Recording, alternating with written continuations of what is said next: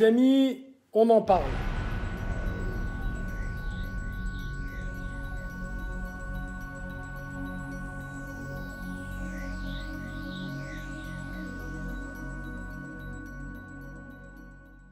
Voilà, très souvent, lorsque moi j'explique des choses, ou lorsque je mets en avant le fait que quelqu'un qui ramasse un coup dans le visage va bouger, va reculer, va tomber ou que sais-je, on me répond « Oui, mais Harry, toi c'est facile, tu es expert 5, tu fais 120 kilos, t'es costaud, tatati tatata », enfin plein de choses comme ça.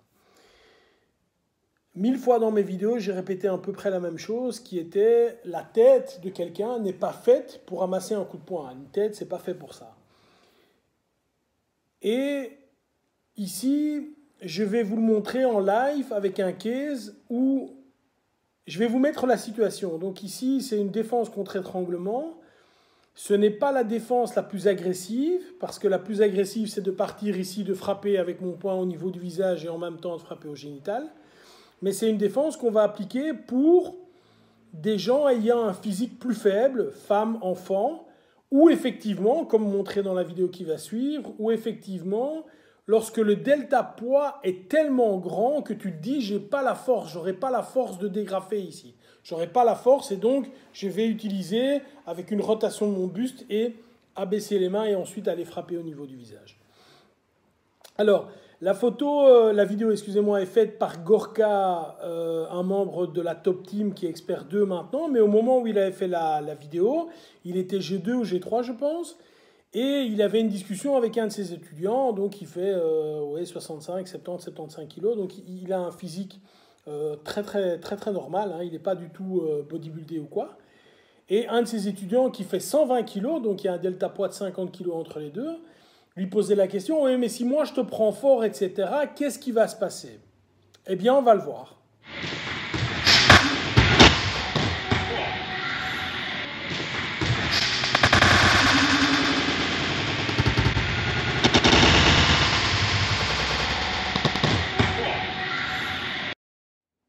Vous avez vu ce qui s'est passé, les amis. En réalité, Gorka aurait voulu continuer à frapper et mettre d'autres techniques, mais c'est simplement pas possible. Pourquoi c'est pas possible? Parce que quand il y a une action, il y a une réaction.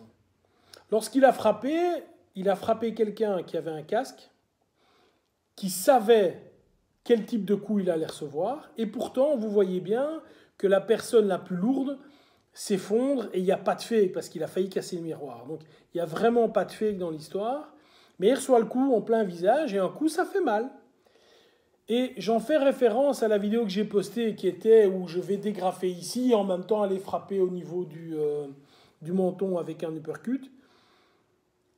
Vous réalisez bien que quand je disais dans ma vidéo précédente, c'est une ou deux vidéos avant celle-ci, quand je disais ne faites pas ça parce que vous risquez d'être coupé avec le couteau au niveau des mains, au niveau du corps, quand tu frappes quelqu'un puissamment, évidemment, bien sûr qu'il y a une réaction.